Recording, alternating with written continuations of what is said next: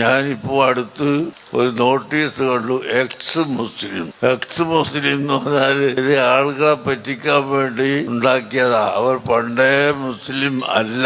പിന്നെ എക്സ് മുസ്ലിം എന്ന് പറയുമ്പോൾ എക്സ് മന്ത്രി എന്ന് പറയുമ്പോൾ എക്സ് MLA എന്നൊക്കെ പറയുമ്പോൾ പണ്ട് MLA ആയിരുന്നു, പിന്നെ അത് കഴിഞ്ഞു പോയി. പണ്ട് മന്ത്രിയായിരുന്നു, പിന്നെ അത് കഴിഞ്ഞു എന്നതുപോലെ ഞാൻ പണ്ട് മുസ്ലിം ആയിരുന്നു, അവിടുന്ന് ഇങ്ങോട്ട് പോന്നതാണ് എന്ന് പറഞ്ഞുകൊണ്ട് ചെറുപ്പക്കാരെ പറ്റിക്കുകയാണ്. എന്തിനെ നീ ഇസ്ലാം മതം വിട്ടുപോകുന്നത് എന്ന് ചോദിക്കണം അവനോട്. ചോദിച്ചിട്ട് അവൻ എന്തെങ്കിലുമൊക്കെ മറുപടി പറഞ്ഞ് ചെറുപ്പക്കാരെ വശീകരിക്കാനുള്ള ഒരു പുതിയ നീക്കം ഇപ്പോൾ ലോകത്ത് നടന്നുകൊണ്ടിരിക്കുകയാണ്. അങ്ങനെ ഒന്നുമില്ല. പരിശുദ്ധ ഇസ്ലാമിനെ പോലെ ഒരു മതം ദുനിയാവിൽ ഇതുവരെ വന്നിട്ടില്ല, വരികയും ഇല്ല.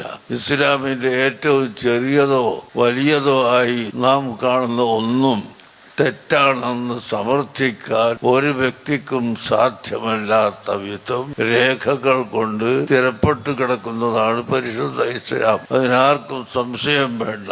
ഏത് സംശയക്കാരൻ വന്നാലും അതിന് മറുപടി പറഞ്ഞു കൊടുക്കാൻ വിശുദ്ധ ഖുർആൻ നമ്മൾ പഠിപ്പിച്ചിട്ടുണ്ട്. സയ്യിദുനാ റസൂലുള്ളാഹി സ്വല്ലല്ലാഹു അലൈഹി വസല്ലം തങ്ങൾ പഠിപ്പിച്ചു തന്നിട്ടുണ്ട്.